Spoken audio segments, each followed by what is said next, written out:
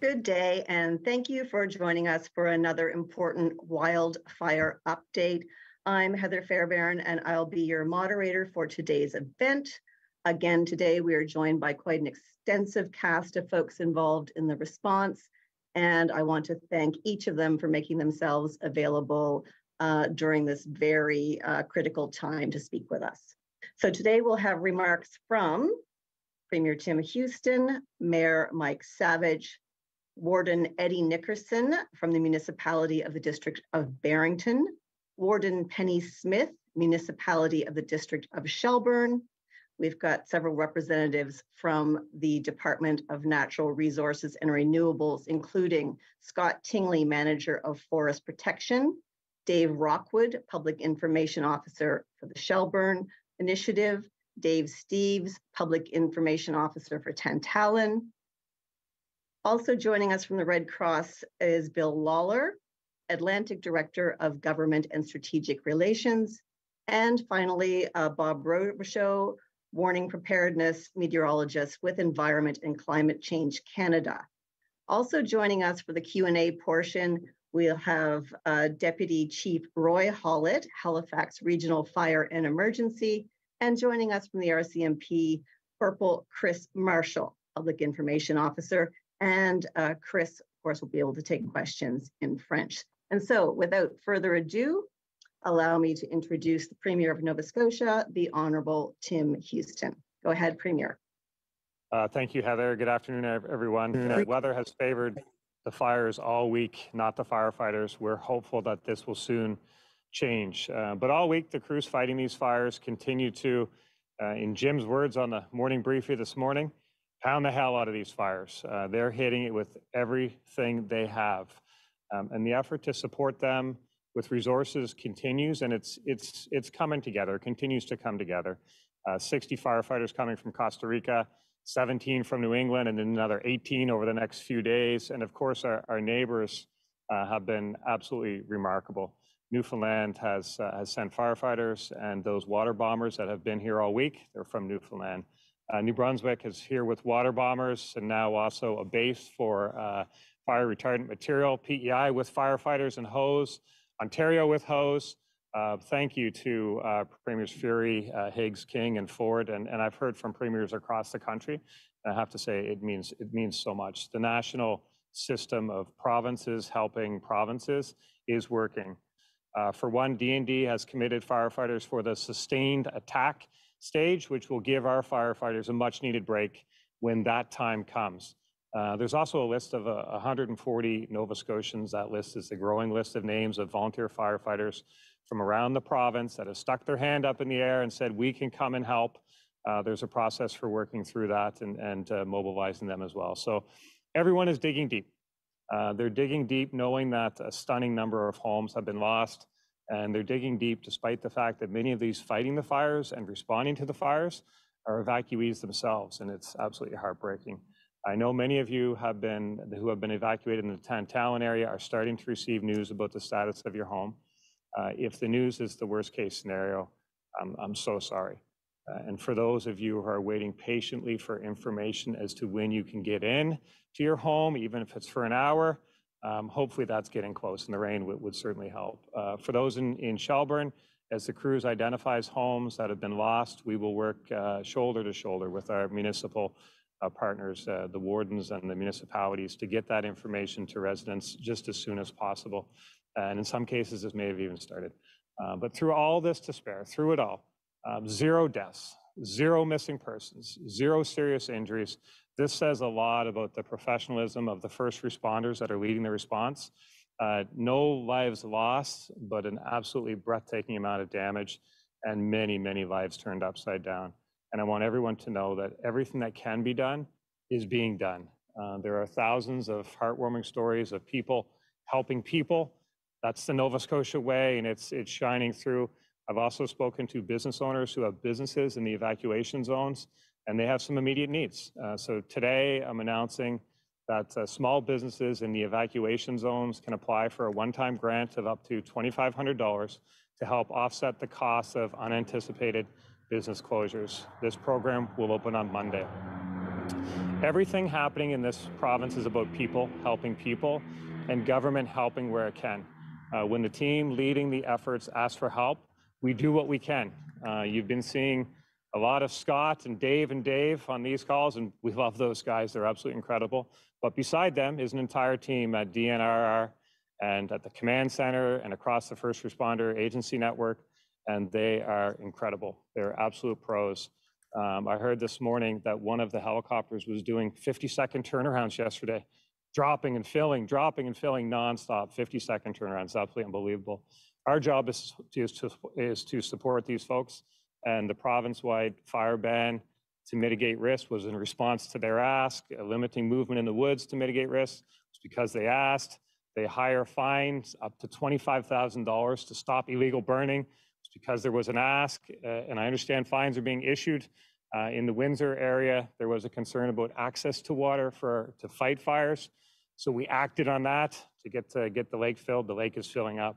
When they ask, we do everything we can to respond. We support these experts with everything they ask for because they are the ones that can knock these fires down.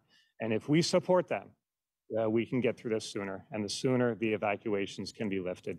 They're the experts. We're lucky to have them, but we also need some weather. Nova Scotians are glued to the weather forecast more than ever. We need rain. Hopefully that rain comes in sufficient amounts this weekend, but hang in there, everyone. We're together in this, and our hearts are with you. Thanks, everyone. Thank you, Premier. And now I would like to turn it over to His Worship, Mayor Mike Savage. Go ahead, Mayor. Good afternoon. Thank you, Heather, Premier, and folks on the call. I particularly want to acknowledge my municipal council colleagues and leaders who are doing so much in their community. Yesterday was a difficult day. On top of the wildfires here in Halifax, we had multiple flare-ups and new fires that our fire and emergency crews responded to quickly. There are many mourning the loss today of the historic Wagwalter Club, the main building in the south end of the city. It's hard to believe. I'm happy to report that there were no burn violation calls last night, so I think the message is getting out to people. Please, please don't burn. That's a bit of good news, and I want to thank everybody who's continuing to follow the province-wide fire ban and the woods ban. We truly do appreciate your cooperation. It's keeping people and it's keeping emergency personnel and property safe. In terms of the latest on the fires, I'm joined by Deputy Chief Roy Hallett. As of this morning, Halifax Regional Fire and Emergency crews remain on scene, and they're fighting fires burning in multiple areas with more than 837 hectares in the impacted area. Crews are working hard. I think we have some stabilization, but yesterday on this call, while we were talking to you, we had fires in Fall River and in downtown Halifax, and I think in Prospect as well, Deputy Chief. The area remains an active, unpredictable, and dangerous environment. Status of evacuations. The status of the evacuation areas continue to be assessed, and updates are being provided as soon as they're available. So we are always looking every day, really every hour, at the evacuation zone to see if we can return people to their homes. Those decisions are made on the professional opinion and direction of the incident commander, who is doing amazing work. Again, I say, don't text me or any counselors. We don't make those decisions, but we're hopeful that residents will soon be allowed to return to their homes. But we will not send anybody into an area that isn't safe. We know how stressful it is for those who've been displaced, and we want you to know that we're doing everything we can to get people back home. We're asking all residents, though, to remain clear of evacuation areas and refrain from flying personal drones. It impacts the firefighters' ability to do their work. Communicating with residents. Municipal staff continue to contact residents who have registered as evacuees in the areas of significant impact.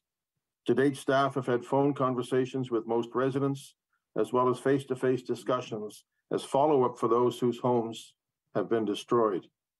It's ongoing. It will take time to contact every property owner who has been affected. This is a very traumatic time for everybody impacted by these fires, and staff are working as quickly as possible to make contact. I want to acknowledge Bill Moore, our Director of Community Safety, and Deputy Chief Roy Hallett, who did a press availability this morning on this, as we heard that there were some people who weren't getting the information that they needed. We are working on this issue, and we will take any advice that we can. We do not want to add stress to anybody who is losing a home. Some residents were able to view their property today, and we're working to schedule additional site visits over the coming days for folks who've lost their homes. We have to work safely, and we have to ensure that this happens quickly, sure, but safely for certain. Victim support services and mental health supports are on site at the Canada Game Centre today. Major insurance companies are also on site and are available to speak with affected residents. There are so many people to express thanks to. Just a few today I'd like to mention, as well as all the people who are working hard on the lines. We have people behind the scenes. I visited our call center today, and there are many people who are working, whose faces you don't see, whose voices you may not hear, but they're working incredibly hard. I want to acknowledge Discover Halifax and the Hotel Association, who are stepping up to help with accommodations for those who've been displaced. I ask you, if you're looking to contact a hotel, we're told to do it directly, not to go through Expedia or other services. Not that they don't do a good job, but they don't have the information that you need to get the best rate and also to make sure that you have the accommodation that you need. And there is more information coming from Discover Halifax and the Hotel Association in the next day. Thanks as well to the many, many volunteers, businesses, and citizens who are stepping up to provide food, clothing, comfort space, pet boarding, accommodations to those who need it during this very challenging time. I want to acknowledge people like the Halifax Chamber of Commerce and Patrick Sullivan, who did so much to help us get through COVID with their leadership, who are doing the same to support businesses with this crisis. And they also made a $10,000 donation to the United Way, I believe it was, today. Our hearts go out to the people who have been most devastated by this fire, and our hearts swell with gratitude for those fighting to make sure that nobody else has to go through that. Thank you very much. Merci beaucoup. Walalia. Next, I'm pleased to introduce Warden Eddie Nickerson, Municipality of the District of Barrington. Go ahead, Warden. Thank you, Heather, and thanks for the opportunity to allow me to speak on behalf of the Municipality of Barrington residents. It is a trying time. It's an unprecedented time here in Barrington and Sheldon County, for that matter. We are facing the largest fire in Nova Scotia in some time, if not the all time. It's challenging to get messages out. And the messages that we want to get out to our residents is we are experiencing a fire that we've never dealt with before. We're looking at wind change. It's unpredictable. And we just would like for our residents to understand that we may have to move on short notice. So be prepared. We are going to get through this. We're as the Premier has said, and Mayor Mike Savage has said, we are in this together. It's a provincial issue. I know there is work continues to add additional resources. Very appreciative to the resources that has been added of late. Thank you, Premier. I know you and DNR and staff has worked very hard on that and continue to do so. Certainly, I don't want to forget the volunteers that are here, the Red Cross, the community itself has come together, food, clothing, lodging, people have taken others into their homes. It's a community effort. The volunteer fire department, our local volunteers here in the volunteer fire department, they've been going countless hours from 6 o'clock in the morning till 12 or 1 o'clock at night, getting back to their families and the efforts that they've put forth. We are very appreciative of that. And again, I want to remind residents, be patient and stay out of the evacuated areas. Those are the water bombers are trying to keep that fire back, and the volunteers are in there trying to save homes. So please stay out of those evacuated areas, and again, I thank you for the opportunity, and everybody be safe. Thank you. We'll move along now. I'm pleased to introduce Warden Penny Smith with the municipality of the District of Shelburne. Go ahead, Warden Smith. Thank you so much for the invitation to be a part of the discussion today. It's incredibly important for people to understand how severe the situation is in the municipality of Shelburne. And I can tell you, as a community, we have certainly come together and just giving the support to each other as best that we can. I want to extend our deepest gratitude to our frontline workers, our firefighters, the Department of Natural Resources and Renewable staff, and others who are literally working around the clock to keep us safe. They are our heroes. More than 50% of our residents have been evacuated, as well as the Roseway Manor and the Surf Lodge nursing homes and the hospital and other facilities. When residents are safely evacuated, we ask that they register with the Red Cross. This ensures people can be contacted while away from home and can be reached with information on services and assistance that may become available to them. Important information on registration, comfort centers, accurate updates, supports, and other relevant information can be found on the Shelburne County East Emergency Management Facebook page, as well as the municipality of Shelburne's. Also, residents who need assistance evacuating, they may call 902-875-8407, and someone will be able to assist you. I understand that our residents are worried about their homes and their properties. And while it has been confirmed that some structures, including homes, have been destroyed and some are still threatened, I have not received firm details on the number yet. Updates will be provided as soon as we know. We will also be working very closely with the province and federal governments to ensure that when we get through this, and we will get through this, that the supports that are needed will be there for our residents. I know our residents and our community are afraid and hurting. Believe me, we all are. The wildfires in our community will have lasting impacts, and now more than ever, we need to be kind and support each other. We are Shelburne County strong. We are Nova Scotia strong, and we will get through this together. And I hope everyone continues to follow the protocols that are put in place so that we remain safe. Thank you. Thank you, Warden. Now we'll get an update from Scott Tingley, Manager of Forest Protection. Thanks, Heather. Good afternoon, everyone. So provincial wildfire update. To date, we're at now 209 wildfires. We do have currently 14 active fires, and 4 of those are out of control. Obviously, those out of control fires are the priority fires in terms of resourcing, and crews continue to contain small fires as they start and keep them small, and extinguish ones that have been ongoing for the last day or two.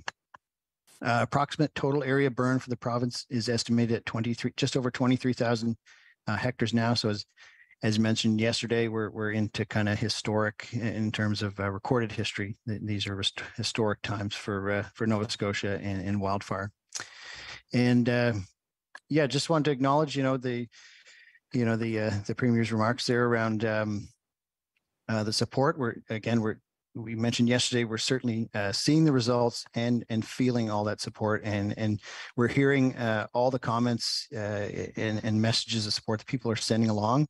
And just want to say we're hearing you. We really appreciate it, and it's really helping all the crews out there doing their hard work. So I'll turn it over to the Daves for the specific fire updates. Okay, we'll go to Dave Rockwood, Public Information Officer, for an update on Shelburne. Thanks, Dave. Go ahead. Hi, afternoon. Down here on the Barrington Fire Complex, we are sitting in the 20,515 hectare range on the Barrington Fire. We are having growth at this moment. The weather's kind of picked up on us in the last hour, and this thing has grown some teeth. we're in the process of some wind shifts, so we're working closely with all our resources to keep them safe, and then as well indicating where we have to with the municipalities on that one. So you will see anybody in the local area. You will see the unfortunately the column is back up today, quite heavy in the last hour and a half. The Pubnico fire, really glad that one's sitting at 138, which is actually down in number size since yesterday. Our crews, that's a sign that our crews have actually been able to walk around that perimeter of that. They've been doing a phenomenal job. So it's at 138 hectares, and I flew down to that one yesterday afternoon late, and it it gave me a good feeling. It was one of those, little pick-me-ups I needed. So Lake Fire, here's another one too. So that's the more accurate at 114 hectares. And again, when I flew in over that after coming back from Pubnico, I had a really good feeling of what our crews are doing. We've established a lot of dozer guard on that. And our the boys and girls in the woods are just, it's almost like they're running with those hoses. So today on the Barrington fire, I've got 90 personnel, NRR staff alone working on this. The Pubnico fire, we're sitting at 20 natural resources and renewable staff. And the lake fire, we're sitting with 15 natural resources. So that's a total of 125 natural resources and renewable staff down here on the Barrington complex. Of those, also I want to reach out and have a big shout out to our communication Nova Scotia staff that is here day in, day out, providing us support with our communications. Without them, we'd be really up the creek. Our EHS is on site with a small army to make sure that if something happens, they're here to take care of us, and as well as the locals. And again, I want to extend the big thanks to the municipality of Shelburne and Barrington. We are continuing to do work along the Barrington fire as well as the Lake fire with our dozer guards. Again, we're going to be, today's going to test because we're going to have a full 180 wind shift, which means over time it's going to spin around and then push it back down towards that Barrington zone. Unfortunately, we're hoping it's kind of later in the evening. I think it's by like 9 p.m. tonight, we're going to have that wind pushing that way. We have our helicopters are down here. We're unfortunately down one with mechanical issues. We're down to one CL-415 tanker at this time, and New Brunswick just unfortunately recalled their 8 water bombers, and I'm not happy to report that, but they're having something going on up in the New Brunswick area, whether it's weather or an issue they have to respond to.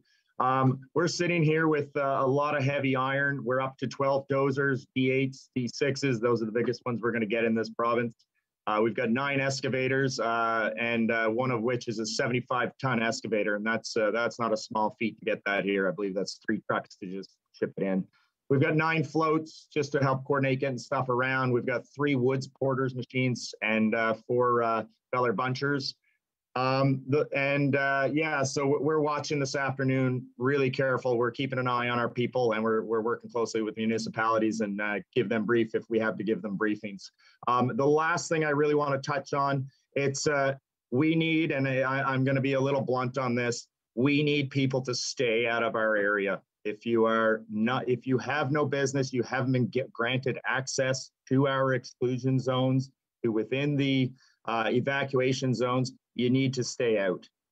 We've had many occasions that they are hindering and stopping our operations from our airships. They cannot drop if you are in our area. And I'm going to be straightforward. We have lost structures because of a number of these incidents where we've had to stop our aircraft from dropping. I know I'm not typically this kind of a hard edge person, but that's where we're at. You need to stay out. Thank you. Important message, Dave. Thanks. We'll move on to Dave Steeves for an update on 10 Talon.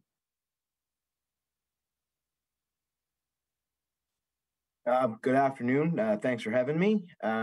Yesterday was a difficult day. It was basically the conditions that we thought we were going to see. The relative humidity was low. The winds didn't get too bad, but the fine fuels were extremely dry. So through the calculations that we take with our weather programs, we knew there was going to be some aggressive fire spread with the potential of spotting. So we actually did increase our area size. So we moved from 837 to 950 hectares. So that is an increase. The fact that we were able to keep it to the level that we did is a result of the absolute heroic efforts by the firefighters on the front lines, the HRM firefighters, the DNR firefighters, Department of National Defense. Everybody is working like a well-oiled machine around here. Communication is flowing greatly between all of the agencies on site. So I'd like to send out a big thank you to everybody for all the hard work that they've done. We still have a long ways to go, but we're getting there day by day. As for today, our relative humidity is up to around 40%, which is of not of any benefit really to fire progression. So that is working in our favor, and we're hoping for some precipitation later on. So on site today, we currently have 40 Department of Natural Resources renewable staff, over 100 HRM firefighters, 6 from the Department of National Defense, over 30 apparatus from HRM. Our air resources currently consist of 5 helicopters and 1 CL-415. We also have a bit of heavy equipment on site. We've got 11 excavators and 3 dozers, and they are continuing to work on cat guards or fire breaks. What happened yesterday was not unexpected, but we did have to reroute resources because of a lot of the other fire-related incidents that popped up. Our HRM co-workers were great to respond to things quickly, and we had to reroute some of our air resources in order to deal with that. So we were stretched, but we were able to hold the line by the fantastic work by the people on the ground. Thank you. Okay, thank you. Moving on, we'll go to Bill Lawler with the Red Cross. Thank you, Heather. Good afternoon, everyone. As of now, Canadian Red Cross has registered just under 7,000 households throughout the areas of impact. And that comprises of just over 17,000 individuals. If you've not yet registered, we would encourage you to do so at your earliest opportunity. The best way to do it is online at www.redcross.ca/Atlantic Wildfires, or you can call us from 8 a.m. to 8 p.m. at 1-800-863-6582. I'm pleased to report for those who have registered with us so far on behalf of the province of Nova Scotia, as announced by Premier Houston earlier in the week. By the end of this press conference, in fact, we will have distributed the $500 to 3,400 households for a total of $1.7 million. That will continue each day. We will provide further distribution to the households every day, including weekends, until the need is no longer there. We have launched an appeal, as indicated earlier this week. To date, we have raised $852,000. We appreciate both the corporate sector and individuals who have contributed to these funds, and for those that will require the most support throughout the areas of impact. Those looking to donate can do so by going simply to our website at redcross.ca, or you can call us at 1-800-418-1111, and someone will be able to assist you. Thanks very much. Thanks, Bill.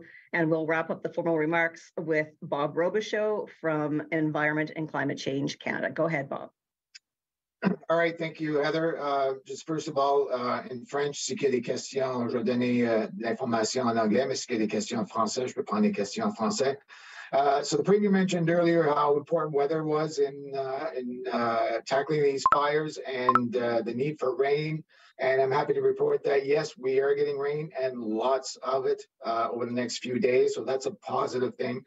Looking at what we're looking at outside right now, there is a feature crossing Nova Scotia right now. We have temperatures 9 to 10 degrees north of that in northern Nova Scotia right now.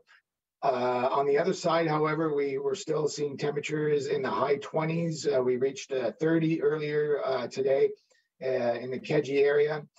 There are some scattered showers. There were some thunder showers that actually moved in overnight. And so we did have a few, some lightning associated with those. There still could be some thunder shower activity later this afternoon into the evening hours. But as we go into those evening hours, we will see that wind shift. We will see those cooler temperatures starting to come in and those showers becoming more organized and becoming more sustained in terms of rainfall in the evening and overnight hours. So we're looking at rain continuing into Saturday over many areas, and even into Sunday and Monday. So looking at our computer models for a longer term idea of rainfall, it looks like the area that needs the rainfall the most, which is southwestern Nova Scotia, or basically the western half of Nova Scotia, is going to get the most rain between now and about Tuesday. So that is definitely good news, and hopefully it comes quickly. So back over to you, Heather. Great, thank you. We'll now take questions from media who are participating virtually. We'll do one question, one follow-up in the time we have available. And again, if you could identify which person your question is directed at, that would be a great help. We'll start with Keith Doucette from Canadian Press. Go ahead, Keith. Keith. Hi, yeah, can you hear me? Yes. Yeah, it's for Mr. Rockwood. I'm just wondering about the size of this massive fire. You just can't seem to get a handle on it. Is it the winds and the weather conditions, or is it just that it grew to such a size that for the most part it's going to have to burn itself out, unfortunately, in many areas? Is that where we are with this fire? No, we do need a change in the weather. We need the weather to kind of give us a hand. When these fires get this big, it's very hard to stop them no matter what equipment you have. You can't put your ground crews in front of it. If 40 water bombers, they're not even going to make a difference. We've had situations where they can't even get in to attack the head of this fire over most of this week. But we're in what we call the spring dip. So that's when the last bit of the moisture has been pushed down into the root system of these trees. So there is no moisture in the portions above ground. Everything is bone dry. There's no fresh greenery on this. There's no moisture in those trees at all. Throw on top of the fact that these fires have gone through once, dried them out even more. So now it's a tinderbox. You throw the wind on top of that. You throw the fact that Western Nova Scotia hasn't ever really, I don't believe, recovered to the amount of water that they need in the last probably 5+ years, then, it's created a perfect storm. So, yeah, that's where we're at. It's got up. Once it starts rolling like a freight train, you cannot stop these machines no matter what you think you have to throw at it. You're not going to stop them. And that's where we're at with this. We're hoping for a change here real soon. Go ahead with your follow-up, Keith. Okay, I'm looking for a clarification on the enforcement front.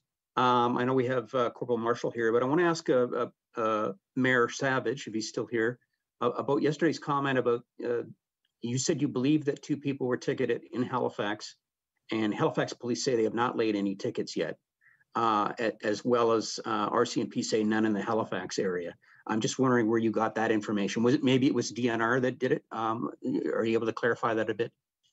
I'll ask Deputy Chief Hollett to speak to that. Yes, from the 2 situations yesterday, our crews are conducting, our fire prevention crews are conducting an investigation, and we'll pass on the results to our fire prevention staff, who will follow up and determine charges are laid. Based on the initial information, fire prevention will be following up in the next day or 2. There is a process to lay a charge, so that's what we're following. Thank you. Moving on, we'll go to CTV. Lindsay Armstrong. Go ahead, Lindsay. Hi there. Thank you, Heather. My question is for the Premier. The federal government put out today its list of assistance plans for Nova Scotia. Is their offer enough as you see it today? Thank you, Lindsay. So I guess what I'd say, I didn't see their fulsome release, and I haven't had a most recent briefing. I had a briefing this morning, and what I heard from our team here was that they felt like the process was starting to move. So look, I'm hopeful that I know the federal government understands the need. The need is obvious to anyone who's seen the pictures or video or talked to anyone. and they have to understand the urgency that people's homes are literally burning. So if you understand the need and you understand the urgency, then I have to have faith that they'll respond. And the initial feedback I had from the team this morning was that they felt like it was, that it was moving in a good direction. Go ahead with your follow-up, Lindsay. Thank you for that. Also to the Premier, I'm wondering, obviously the most pressing need is addressing these structure fires. I'm wondering if there has been any movement made on the housing front in terms of ensuring spaces for those who are currently unhoused due to these wildfires. Yeah, so I think the immediate needs for those that are evacuated, between the comfort centers, we have a lot of people staying with friends and family. We've had people open up their homes to complete strangers or cottages to complete strangers. So, there's a lot of that happening.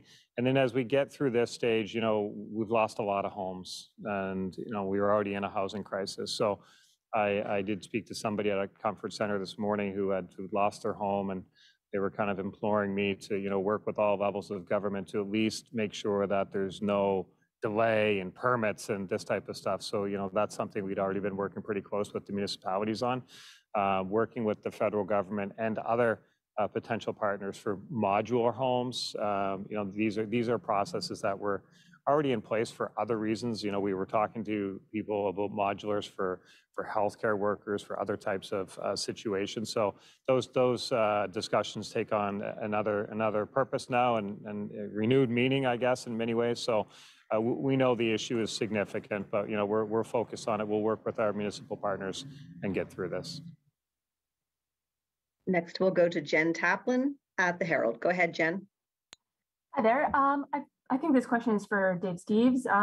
Just wondering, you mentioned the Tantallon fire has grown. Just wondering if it's still at 50% contained. Yes, we are still at 50% containment. We were able to extend some of our guards yesterday, so we didn't really lose much ground at all. Go ahead with your follow-up, Jen.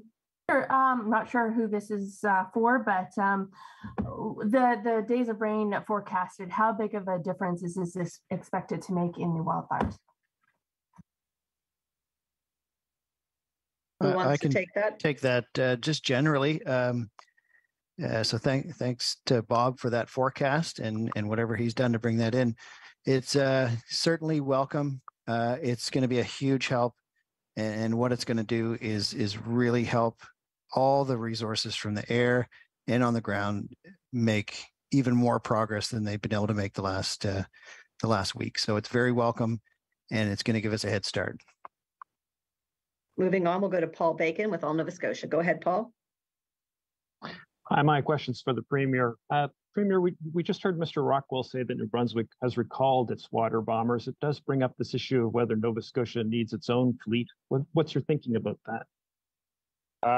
Same as it was the last few days. I've been asked. I mean, obviously, when we get through this, we'll do a full assessment of the needs and work with the team to see what's appropriate. I would say, in the past, we have forest fires. We have forest fires every year. We have had a significant number of forest fires so far this year. It's early in the season, and I think Scott said it's already 209. I think I heard him say. So, many of those Nova Scotians don't know about, never hear about, because of the professional, quick responses of those that fight those fires. So we've had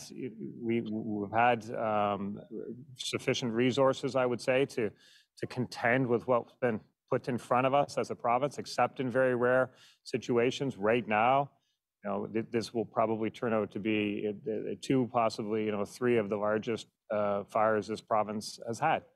We have them at the same time. So it's completely unprecedented what's happening. But between our air capacity with the helicopters and stuff, we've had enough in the past. But looking forward, we're happy to make that assessment. Right now, New Brunswick recalled, yes, but I want to remind people too that the team has secured air cover, air support from it's on its way from Montana. I think three of those planes will arrive today, or did already arrive, or are in. But the important part about the 6 planes from Montana is that they're here. They're here as long as we need them. They can't be recalled. But New Brunswick had their situation. They had to recall totally respect that because we're so thankful that they provided the support that they could for as long as they did. And same with Newfoundland. I mean, they've just been so supportive. Okay, I guess my other question, the feds have approved the formal request for aid from us, and you had a lot of very specific asks. From where you are right now, what do you think is the most important thing they could send? I'm worried we may have lost the Premier, Paul. Okay, it happens. I'm going to move on to the next outlet, and if we have time, we'll come back to that if the Premier is able to rejoin. Moving on to CBC's Blair Rhodes. Hi there. My question would be for the mayor. Halifax was already in the middle of a housing crisis. What does the fact that 150 some homes have been destroyed do to the city's ability to deal with this crisis? Thank you very much, Blair, for that question. Housing is of paramount concern for every mayor in the country right now, and I expect just about every premier as well. So we will do whatever we can, obviously, to accelerate that.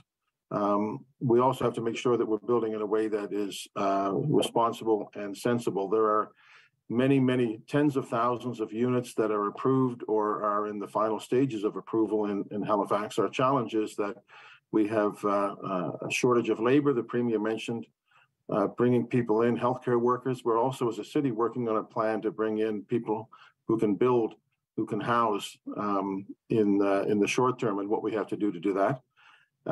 So that's an issue. We also have, I'll remind people, 800 to 900 people on the by name list of people who are homeless, who need support. And we have people in the woods who we have a ban on activity in the woods, and our navigators are working with people who are living in the woods now to find them accommodation. The province have a couple of places in the Halifax area where they have made available. The federal government, through the Rapid Housing Initiative, have provided support. We want to build. That we have many thousands of potential units that are going through a development process that has been accelerated by things like the Centre Plan. We recognize the need for housing, and we're doing everything we can to accelerate it.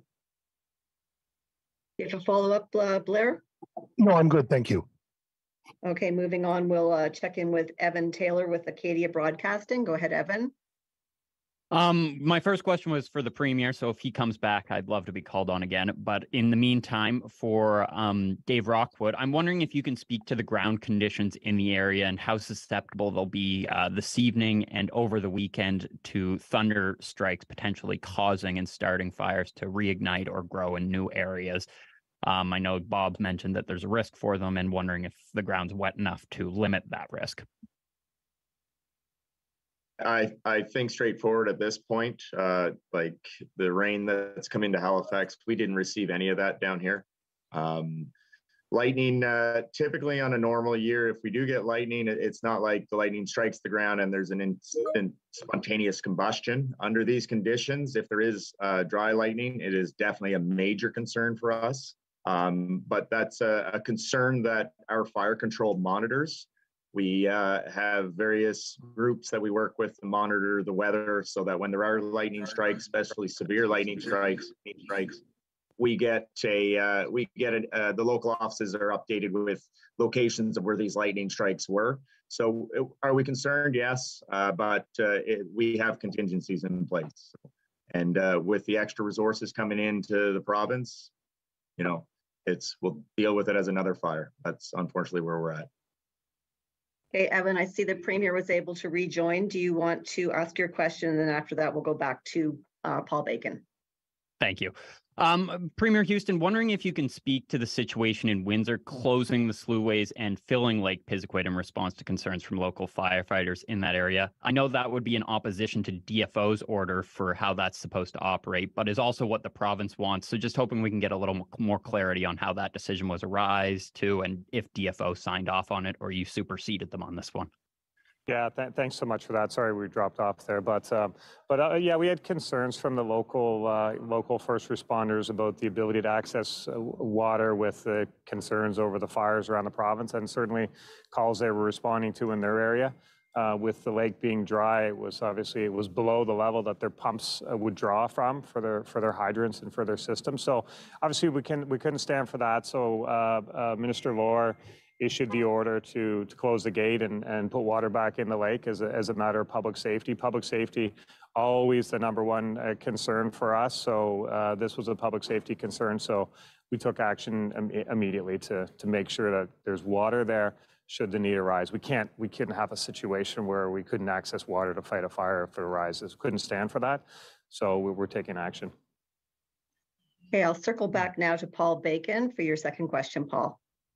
Hi, Premier. Just the long list of requests that you sent the feds. From where you're standing right now, from what you've seen today, what do you think is the most important thing you need? Well, I think if you ask the Scott and the Daves and the team at the DNRR, it's the air cover. It's dropping, the ability to bomb these fires with water from the air. So that would be any capacity around there, whether it's helicopters or fixed wings. That's a priority. And just, I think a number of things on that list would be considered high priority. Equipment, hoses, obviously critical when you're trying to circle a fire. Pumps to move water through those hoses, absolutely critical. Foam to spray on them, retardant material to spray on fires. They're all critical. And of course, bodies, firefighters, properly trained firefighters. So they're all critical. The need is extensive. That's why the list was extensive, and we put them all together. As I say, the discussions have been going on for a number of days through a number of channels. But we'll put them all in one place to make sure everyone had clear view of it and make sure we can get a appropriate response from the federal government. Thanks. I know we've got a hard stop coming up, so I'll check in with our final outlet, Tim Biscay with the Halifax Examiner. Go ahead, Tim. Hi, thank you and good afternoon. I have a question for the Premier and the Mayor, which is, do we have any idea yet what the public costs of the emergency response and all the support programs is so far?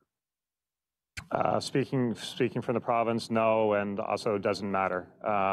We've been very clear with the people fighting these fires that are out there every day, putting their lives on the line to protect fellow Nova Scotians, to protect property. Whatever you need to fight these fires, we're going to do our best to get it. That still stands. That will stand still all the way through this. And supporting Nova Scotians, fighting these fires, that's the number one priority. It'll cost what it costs. Cost is not a consideration in any decision that our government will make when it comes to public safety. Heather, can I speak to that as well then? Yes, absolutely. Go ahead. Thank you, Tim. My answer is similar to the Premier's. We don't know exactly what the cost is. We know that there are costs. There's one thing I want to say, and that is this, that later in the summer, the HRM Sunshine list will come out of salaries, and people will see a lot of first responders on there. And when that list comes out, I want people to think about what they're doing this week and what those first responders are doing this week. It's amazing what folks are doing. I'm sitting beside an experienced firefighter. We have so many people who are out right now going beyond what should be their capacity working on this. We have police officers and RCMP officers who are helping with the evacuation in and out. So, Tim, I'm sorry I don't have a cost. When we have a cost, we'll certainly let you know. And Tim, do you have a final question? I do, for Dave Rockwood. You said that you had alluded to water bombers not being able to drop their loads because people are in the woods. Can you elaborate a bit on that? Are there these people who are visiting their own properties and their houses were burned down, or what was the situation there? So we've had a number of different circumstances where people have just come into the fire zone, try to get pictures. We've had boats out on lakes that we're not even sure where the people have come from. They've just popped out and crossing the lake. And then when a CEL 415 comes in, you don't want to be in that thing's way. And thank goodness the pilot caught onto it and there wasn't an incident. And then we had other circumstances where individuals have come into area to check on friends' camps who live out of province. The unfortunate thing there is their actions caused us not to be able to drop the bombs. The water bombers in, they had to pull out, and that structure specifically was lost. So it's frustrating. It's very frustrating for our ground crews that are already stressed and pushed right now. So just, we need people to stay out no matter what the circumstance. Thank you. And that's all the time we have today. I want to thank everyone for joining us, and be safe out there.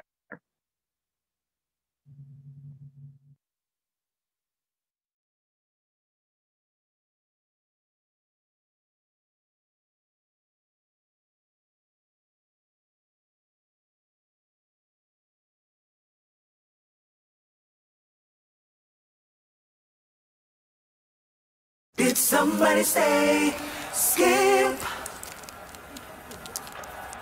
Really? Yep. Score the lowest fees with Skip. Tonight, the election campaigns wind down and Alberta voters prepare